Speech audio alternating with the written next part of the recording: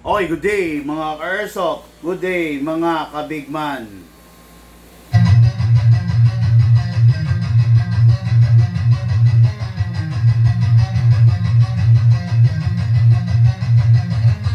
Magsatabi sa daan, huwag kang babangga. Papasok si Big Man, may dala na banda. Minsan siniraan, pero di pinansin. Toxic vibes, bro, di yan sa amin. Nagka-problema, bumangon pa rin. Laban lang kahit ilang saglit. Dito sa Big Man, solid ang galawan. Tunay na negosyo, hindi lang yabangan. Customer namin laging satisfied. Airsoft gear, legit certified. Service ay tunay, hindi panay doyos. Kahit saan ka magpunta, kami ang host. Big Man, walang katulad. Gamit ay legit, laging panalo pagsuka. Sniper o pistol, lahat ay fire. Kami ang top airsoft provider. Big Man, walang katulad. Gamit ay legit, laging pagaman diditin siya. Laging may bago, laging legit. Big Man rules, wag kang bitter, kid. Big Man, walang katulad. Gamit ay legit, laging panalo pagsuka. Sniper o pistol, lahat ay fire. Kami ang top airsoft provider.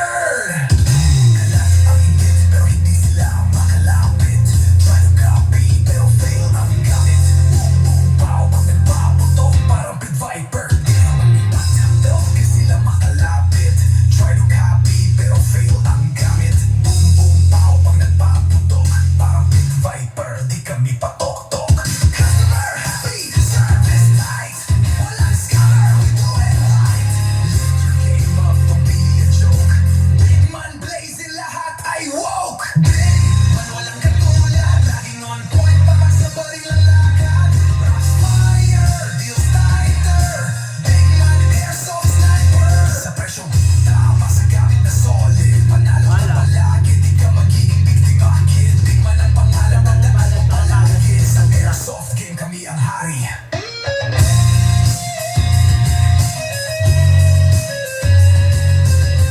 Big Man, di mo kaya tapatan. Walang gaya-gaya, panalo palagi. Kaya sa Big Man, siguradong real ka bossing.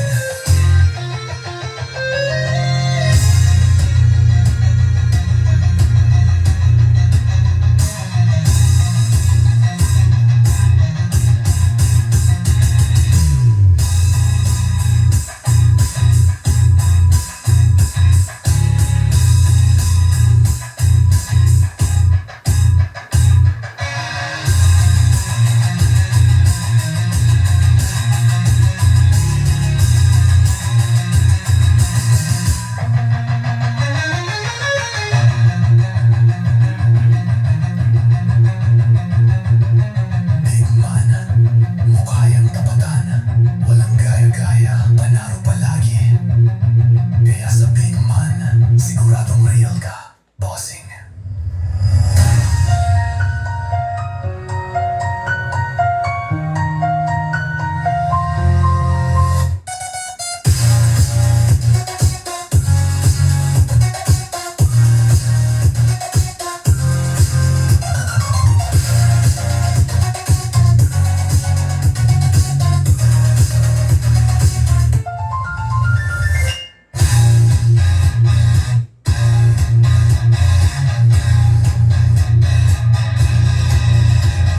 Okay, good day mga ka-Airsoft. Hello po sa inyo lahat. Hello sa mga ka-Airsoft kong nanonood from different province, Luzon, Visayas, and Mindanao.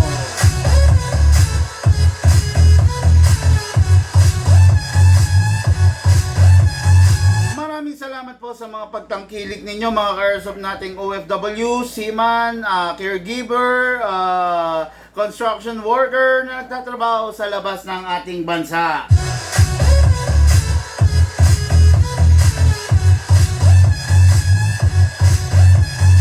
Sa mga ka-Airsoft natin na pilit lumalaban sa init ng araw, hello po sa inyong lahat, mga nagtatrabaho lalo na sa ilalim ng init ng araw, mga ka-Airsoft kong minamahal, hello po sa inyong lahat, magandang hapon.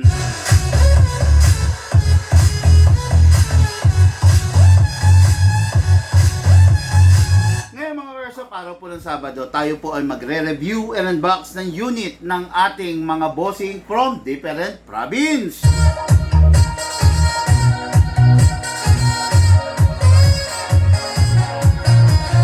Shoutout, good day and good afternoon, Kevin Bautista of Botolan, Zambales.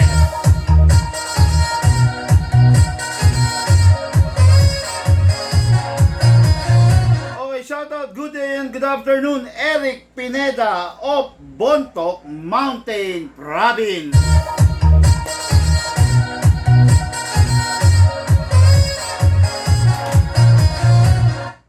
Dalawang rifle na kailangan natin bigyan ng matindi ng detalyadong review and unbox ni-request ng ating mga bossing. No, hindi natin sila pwedeng pabayaan dahil unang-una, baguhan sila sa mundo ng airsoft. So, pag pinabayaan natin sila, magkakahawindang-windang yung airsoft, no? Bandang huli, hindi nila alam kung paano yung proper, kung paano yung tamang paggamit doon sa unit nito, no? Okay, bago natin simulan, bago ako mag-live, meron tumawag, okay, hindi ko alam kung anong purpose niya sa pagtawag niya, kung bibili ba siya ng bibis, talagang bibili ba talaga ng bibis, no? Or gusto lang niya magyabang sa akin, no? Kasi actually pinagpapasensyahan ko lang kasi lahat daw ng unit niya is Japan. Oh, wow, good Japan, no? Tapos siyempre kung lahat ng unit mo Japan na unit, huwag mong gagamitan ng China bibis. Sayang, di ba? Gamit ka ng klase ng magandang klase ng bibis, di ba? Tapos dumating sa point na biodegradable daw ba ang bibis, no? Kung maalam ka sa mundo ng airsoft, most 90% of the bibis na ginagamit natin ngayon is biodegradable, no? Biodegradable means design yung bibis na mag-crack, design yung bibis na masira, design yung bibis na through time malusaw. Okay? Ang ginagamit natin is ceramic bibis. Pero ceramic bibis with the content of materials na design para soon masira. Okay? Kasi ganito yan, pag ginamit mo yung bibis at nasa lupa siya, paano kung hindi siya masisira? 'Di ba? Hindi siya malulusaw, hindi siya madudurog. Ang magiging problema is magiging peste, magiging problema ng mundo yung bibis. Oh, no? Kaya dinesign ang bibis na maging biodegradable para malulusaw siya, madudurog siya through time. Lumulutong siya. At ito pa, pag nalusaw ang bibis, wala siyang mga harmful chemicals na ikakalat sa lupa. Okay? Kasi pag yung bibis, let's say halimbawa may mga harmful minerals or chemicals sila, mako-contaminate yung lupa. Pag na-contaminate, halimbawa contaminated ng mercury, ng mga basta ng mga minerals na harmful sa environment, sa chemical, patay na, di ba?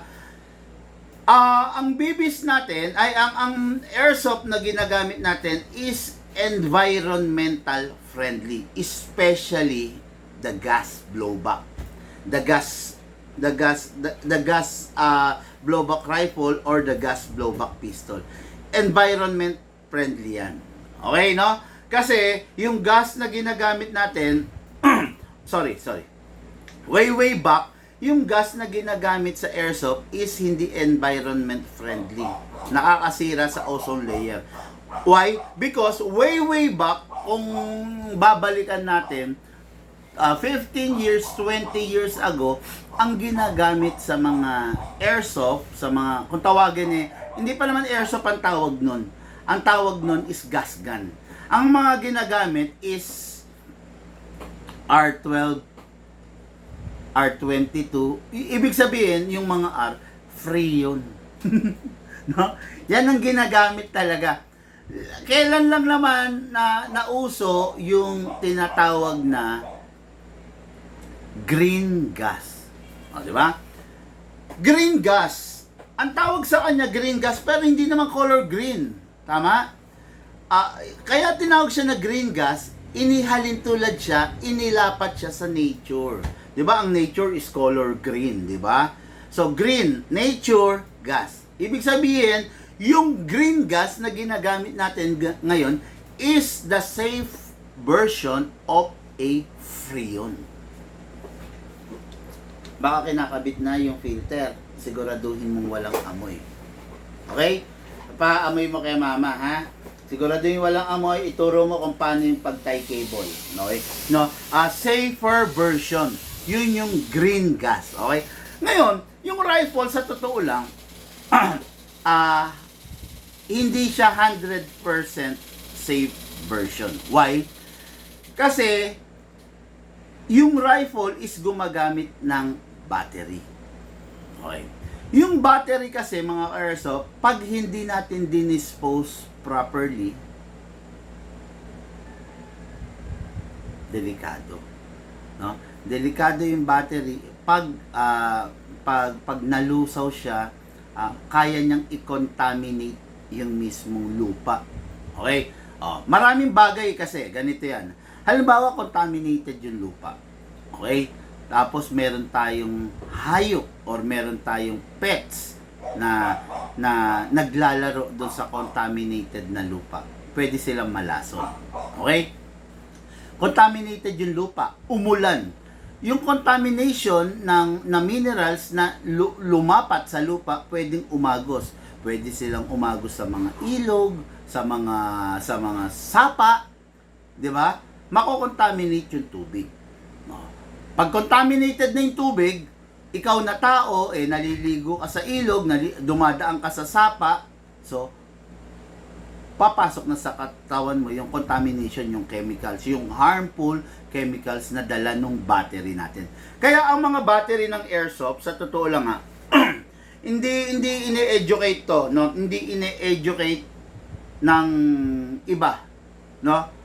Ng ibang sellers. First-hand information, dito nyo lang malalaman.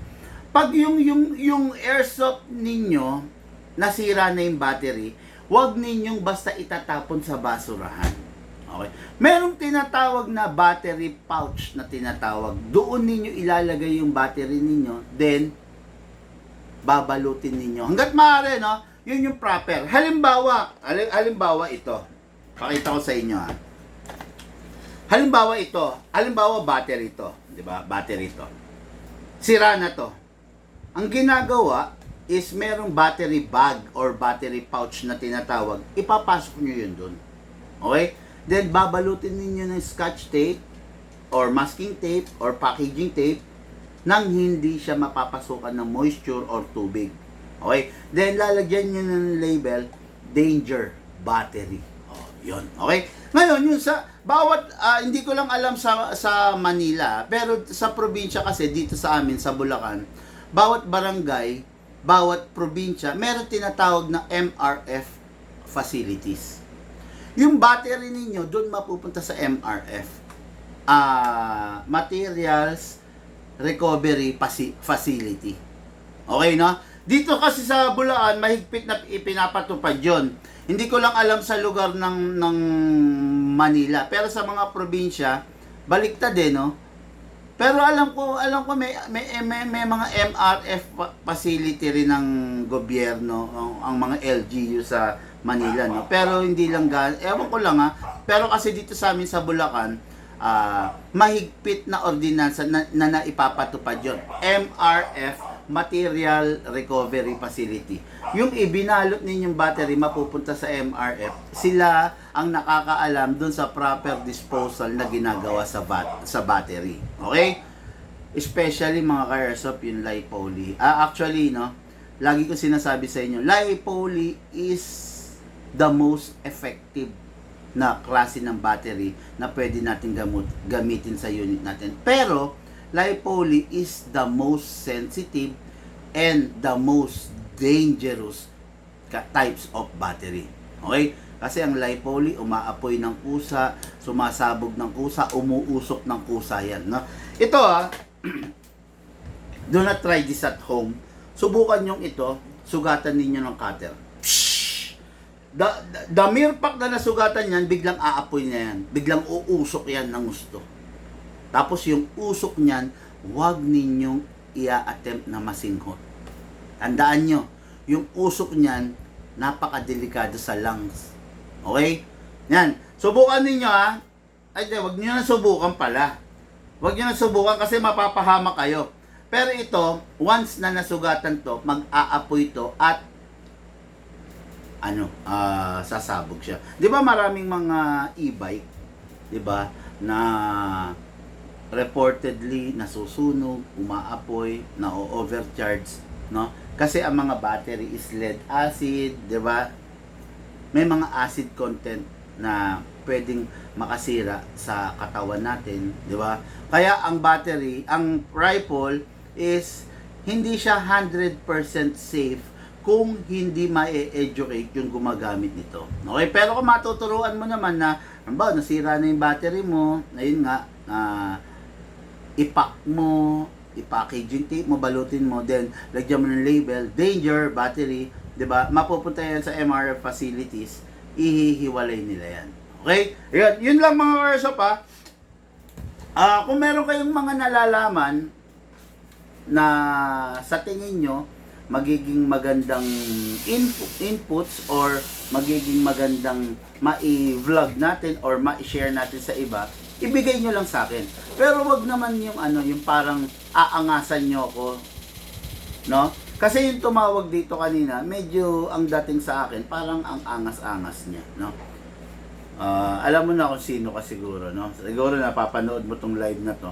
Parang angas-angas. Tandaan mo, kung hindi mo rin lang kilala yung isang tao, kung hindi rin lang naman kita subscriber, huwag ka mag-a-attempt na angasan ako. Kasi baka padamihan ng alam sa airsoft, mangunguluntoy ka.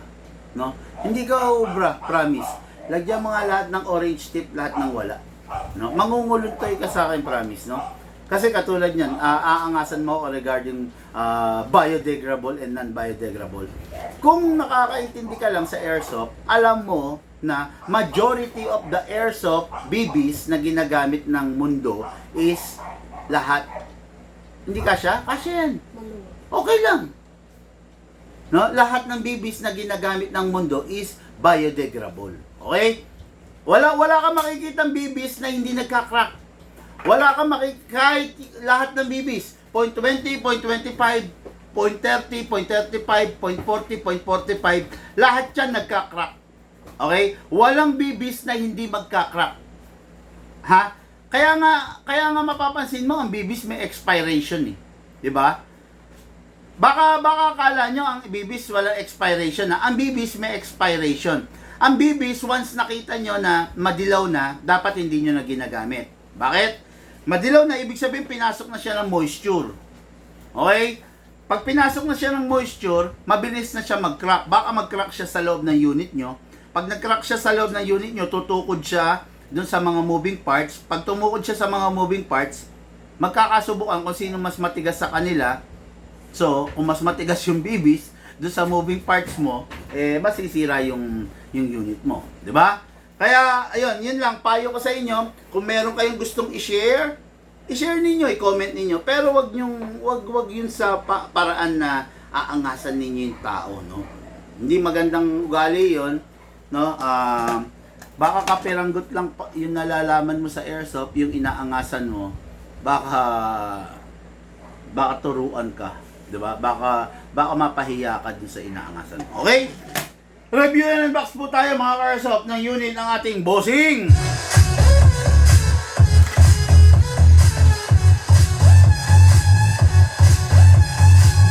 Kevin Bautista, gusto niya tan. Ito na po, tan. Gusto niya maikli lang. Gusto niya maporma. Gusto niya nga niya steer-og. Diba? Steer-og. Wala naman tayo nun. At saka hindi tayo nagkikater nun kasi medyo mahirap siya sa pyesa. No? Ito, mukhang steer-og. It is because of the butt. Diba? Napakaganda. This is the Lancer Tactical Full Metal Edition na kakaiba yung butt stock. Diba? Para steer-og. Diba? Makikita nyo. Actually, ito, napaka-the best nitong butt stock na to sa mga DMR, ng mga DMR type na rifle. Napaka the best nito, no? Pero gumawa rin kasi sila ng micro CQB version na nakagantong batstock. Which is okay din naman, kakaiba yung itsura. This is the Lancer Tactical Alpha 1 micro CQB. Okay? Makikita nyo, medyo ayaw ko lang yung design. Why? It is because ginawa nilang slotted. Kaya lang, syempre, wala tayong magagawa, di ba? Seller lang tayo, maker sila, no? Ginawa nilang slotted. Which is medyo parang, hindi ko alam kung anong purpose. Forma ba? Kung sa forma, parang medyo awkward eh. For me. Tapos, design ba? So, sa design, medyo naging OA, no? Lighten, pinagaang mo nga pero pinahina mo naman. Why? Kasi, yung inalis mo rito is yun ang nagbibigay ng tigas.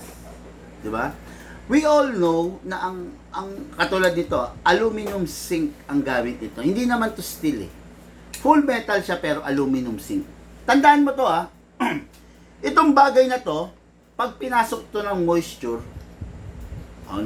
pag nag-corrode, parang nag-asin, nabakbak. No? Pag nag-corrode to, pag pinasok ng acid ng moisture, ang bilis mag-crack nito. Okay? Ang aluminum zinc, once na nagkaroon ng corrosion, ang bilis nang mag-crack pag pinasok na siya ng moisture, pag na-disturb na yung molecules sa loob niya, mabilis na mag-crack. Di ibig sabihin, masisira to. Actually, no? Yan, masisira yan. Which is, yun ang downside niya. Medyo, kaya ayaw ko yung mga, ako personally, ayaw ko yung mga slotted. No? Ayaw ko yun. Especially, kung yung materials na ginagamit is alloy. Ayaw ko yun. Pero, dahil nga, sabi ko nga sa inyo, user lang naman tayo, hindi tayo yung maker. Kung ano yung ginawa nila, wala naman tayo magagawa, no? Pero sana lang, iwasan yung ganito, yung mga slotted, no? Kasi ito yung nagiging cause ng pagkasira. Yung materials, yung pyesa, yan yung diyan nangyayari yung pagkasira. Okay? Pa-ready mo yung ref, ha? Yung ref. Yung mga laman sa loob siguraduhin hindi magkakalugan, ha? Babalutin ng ano. Okay. O yun, no? Okay, so ito yung unit natin, Careersoft. Kevin, hindi. Mali ako, ha? Okay, Kevin Bautista of Botolan, Zambales. Napakaganda, napakalupit. This is an AEG type. Ibig sabihin, battery operated. Okay? Simulan natin yan. Ito. Yung unit, na-adjust pa rin ang bat. Sandali. Totally na-alis ko eh.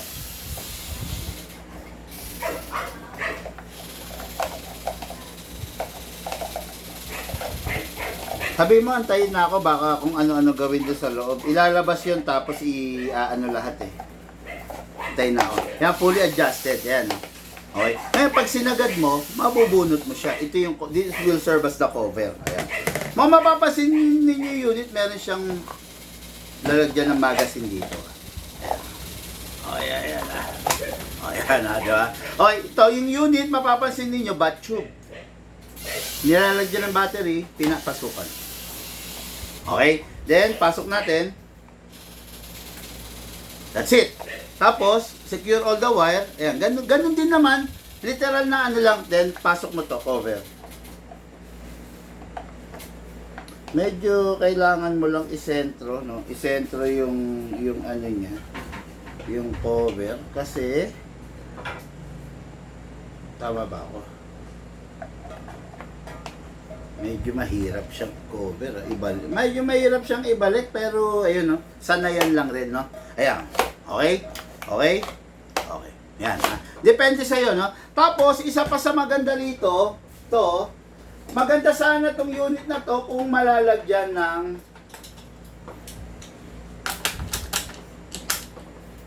dapat to aalisin to na nandyan yan, no? Pero yan, parang ganyan. Mas maganda siya kung naka-scope siya. Ang ganda niyang tignan, no?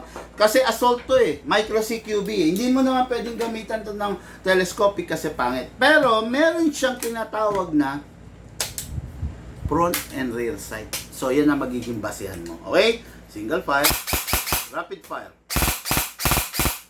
Matindi, maganda siya. Okay? Ngayon, ito yung magazine niya. Okay? Kamot type, buhos type. Pa yung bala. Dito. Okay, bubuhusan mo dito. Sasara mo. Tapos kakamutin mo sa ilalim. Para yung bala, pumanik, maitulak niya. Ayan, mapapansin nyo, nagkaroon na, di ba? Yan. Hanggang sa maramdaman yung humigpit-higpit, ha. Okay? Doon yung target.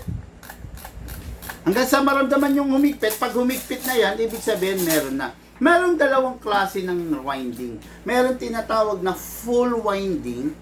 Yun yung maraming kamot. Tapos, lahat ng bala na iniload mo is ipipila niya. So, ibig sabihin, kung 300 rounds yung ipuputok mo. Okay? Meron tinatawag na regular winding. Yung pag naramdaman mo mahigpit na okay na, every 30 rounds, magkakamot ka. Yun yung difference nun, ha? Okay, so kunin natin yung unit, pasok natin. Wala ka nang kailangang ikasa, okay? Kasi nakakalibrate na to, hindi mo na kailangan galawin yung yung ano mo, up chamber mo rito. Okay? So ito yung unit natin kay Airsoft Kevin Bautista of Botolan, Zambales. Ito na po, ready for firing na po tayo, bossing. Okay? FPS nito mga Airsoft is 340 lang. Pero ito is na pinatungtong natin ng 400 FPS. Okay? Single fire, syempre, single fire. Rapid fire. Single fire. Rapid fire. Single fire. Ay, single fire. Rapid fire.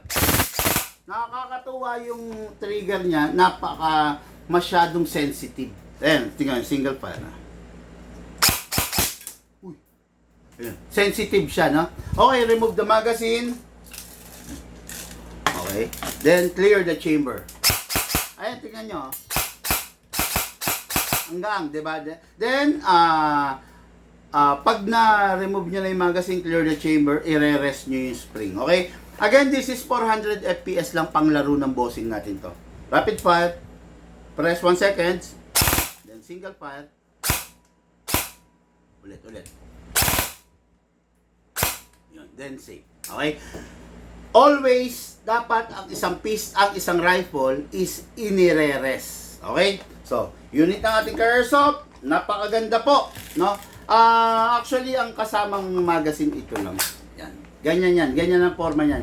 Ito ang kasamang magazine, short magazine lang. Pero, bibigyan natin siya ng freebies na original M4 magazine na metal magazine na merong 300 rounds. Okay? Unit natin Airsoft, Kevin Bautista of Botolan, Zambales. Bossing, ito na po yung unit mo. Ready for packing and ready for shipping.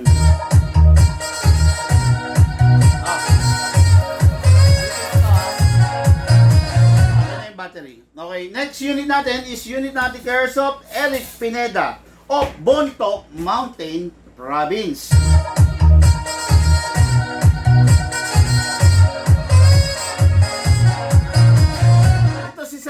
Bontoc Mountain Province, nag-request sa atin ng unit. Ang gusto niya, GBBR. Okay lang naman, kung yun ang gusto niya. Kaya lang, nag-advise tayo. Okay? Kung GBBR ang gusto mo, dapat nasa mainit kang lugar para ma-enjoy mo. Pag nandun ka sa malamig na lugar, ang gamit mo GBBR, hindi ka mag-enjoy. Bakit? Ang airsoft natin ayaw ng mainit. Bontoc Mountain Province, knowing Bontoc Mountain Province, tuwing magsasalita ka dyan sa lugar na yan, umuusok yung bibig mo. Kahit maaraw dyan, ang lamig ng paligid. Di ba? So, dahil nga, malamig yung lugar na yan.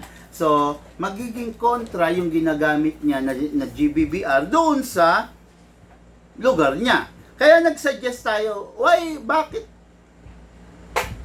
bakit ka mag-GBBR, mahihirapan kang laruin siya dyan sa lugar mo. Oo, maipa-fire mo, pero hindi mo makukuha yung lakas na hinahanap mo. Yun. Okay? Kaya nag-suggest tayo, instead of GBBR, bakit? Hindi ka na mag-AEG. Sa AEG, stable, consistent yung lakas kasi hindi naaapektuhan ng lamig sa paligid yung AEG. Okay? So, nag-AEG siya. Okay, no? This is a VFC Leopard. Napakaganda ng unit. Makikita nyo, pula. Kung gusto mo ng kung gusto mo ng scope na color red, meron tayo. Very rare yun, no? Actually, dito lang sa Bigman meron nun. Pakita ko lang sa iyo, meron tayong assault red na ito. Yan, to. Ayan, di ba? Ayan, kung gusto mo, ayan, gwapo, ang ganda, di ba? Bossing, message ka lang, Message ka lang. Ayan, tingnan mo, di ba? Assault rifle, terno. Sa totoo lang, meron rin tayong magazine na red. Dito lang rin sa Bigman meron dito, Ayan, Diba? Meron rin tayong magazine na red. Kung gusto mo, wala kang mabibili sa iba nito. Ayan lang, Grabe, diba? See? Dito lang meron nito sa Bigman. Wala kang mabibili nito. Kung naghahanap ka ng unit na takaw pansin, naghahanap ka ng unit na takaw tingin, ito na yun. Wala na. Napakatindi na nito. Look, pakitabit ko rito. No? Ito na yun. Huwag ka na maghanap pa, no? So, pero syempre, rare edition lang kasi yung mga red magazine at saka yung red scope. Kung gusto mong ipasabay, mag-message ka lang. Kung ayaw mo naman, okay lang naman, bossing. Okay? So, alisin natin itong... hindi. Sige, kabit muna natin scope para makita ninyo. Okay? Ayan. Okay. So, ito yung unit, Makikita nyo, pula lahat ng detalye niya. Okay? Selector, the trigger, okay, the mag catch, ayan the jam rod, jam rod, okay, the charging handle, lahat, di ba? The bolt release, lahat. Makikita nyo. Tapos then lalagyan natin ng pula. Okay? Maganda yan, no? So, yung unit, yung bossing natin is, I think, maglalaro siya. Medyo nakakapanghinayang lang yung setup kung panglaro. It is because special to No, hindi ordinary to. Pero syempre, dahil kaya naman niya, afford naman niya, why not? Okay? Ang FPS requirement dun sa lugar nila, sa Bontoc Mountain Province, is around 400 to 450 raw.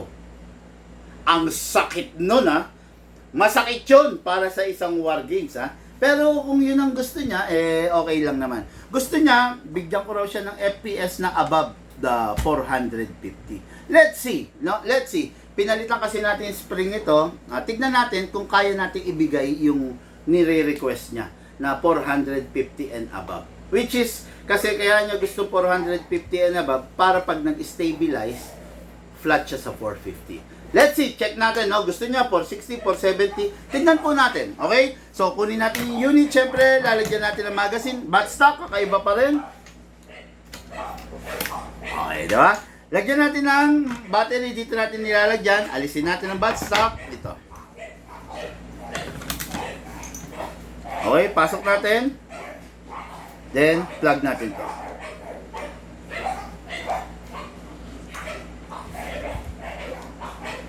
Okay? Secure all the wire.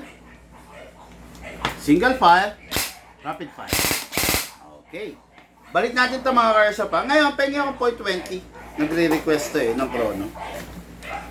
Okay. Ganda Grabe yung unit, no? Grabe yung unit. Ang sarap. Hindi siya, consider mahabang version ng CQB to, no? Okay? So, hindi ito. Pang Chrono. 0.20.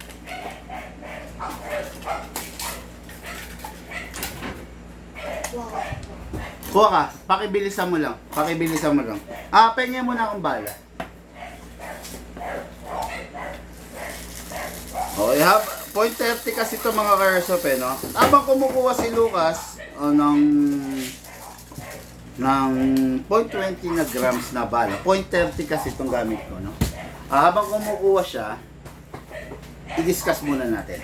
Yung unit is full metal mula ulo hanggang baba. Maliban lang sa buttstock na hard polymer. Okay? Wala ka naman kasi makikitang buttstock na ano eh. Lagyan mo yung 0.20 dyan na lalagyan. Wala kang makikitang buttstock na full na metal. Okay? Ngayon, itong unit na to, equipped with single fire, then equipped rin siya with a rapid fire. Lahat ng mode, meron tong battery, itong unit na to. Okay? So, meron siyang single fire, may rapid fire, syempre, meron din siyang safe. Okay?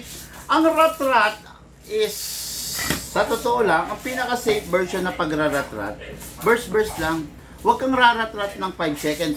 1, 2, 3, prrrr, ganun yung pistol, yung rifle mo. Learn how to manage, no, yung pag-aano, yung pag-rarat-rat mo. And by the way, ang battery na ibibigay natin on both unit, sa mga unit natin, is the upgraded version. Hindi tayo nagbibigay nung pipitsugin na version na battery, no. Ang binibigay natin lahat na battery is upgraded version para yung ka-airsoft natin is mag-e-enjoy dun sa unit. Okay? Pag kasi hindi upgraded, malamang sa malamang medyo masakit sa ulo. Okay? Ngayon, mga airsoft, lagyan natin ng 0.20 grams yung ating magazine. Pero yung nakalaman sa kanya is hindi 0.20 grams, no? Yung nandito 0.30 grams. Itong ipangkokrono natin ang 0.20 grams. Okay? Tignan natin kung maibigay natin yung request ng ating bossing. Ang gusto niya 450 and above, pero wag naman daw mag-exceed ng 500. Tignan natin. Hindi kasi natin kayang ano yun, isakto yun, no? Tignan natin, pasok natin. Make sure you heard the clicking sound. Make sure na hindi malalaglag ang magazine. Chrono test po natin, mga airsoft. Video.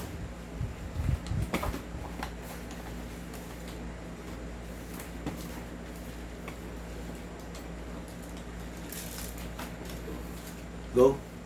Okay mga airsoft, this is the BFC Leopard Red Edition. Chrono test po natin mga airsoft.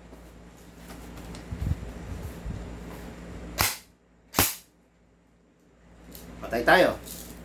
515 FPS. Request ng bossing natin. Mas mataas lang sa 450, 460, 470. 515. 514 FPS. 514.4 FPS. 517 FPS. 518 FPS. 515 FPS. Mas mataas siya kaysa dun sa requirement ng ating bossing. So, I think kailangan kong ibaba to. Okay? Rapid, ano na tayo? Firing na tayo. Video.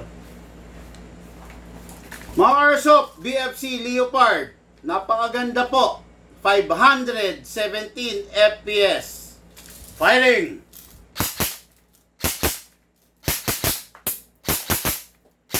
Rapid fire. Rapid fire. Napakaganda ng unit mga airsoft. Mag-enjoy yung ating bossing. Remove the magazine. Then clear the chamber. Then rest the spring. Rapid fire. Press 1 second. Then single fire. Then, ulit. Okay, then put it back to safe. Unit po ng ating airsoft. Look oh. Unit po ng ating airsoft, Eric Pineda, Bontoc Mountain Province. Ida-downgrade ko pa kasi ang request niya 460 to 470 para makapaglaro siya. Kaya lang sa tipo ng lakas nito, nag 518 hindi niya ito magagamit. Baka ma-disqualified lang siya, no? Kawawa naman yung ating bossing. Okay? Mga airsoft, lahat po tayo nagmula sa iba't ibang larangan, pinagbuklod, pinag-isa ng iisang libangan. Yun po ang paglalaro ng airsoft, patid po sa inyo ng inyong lingkod, Pigman.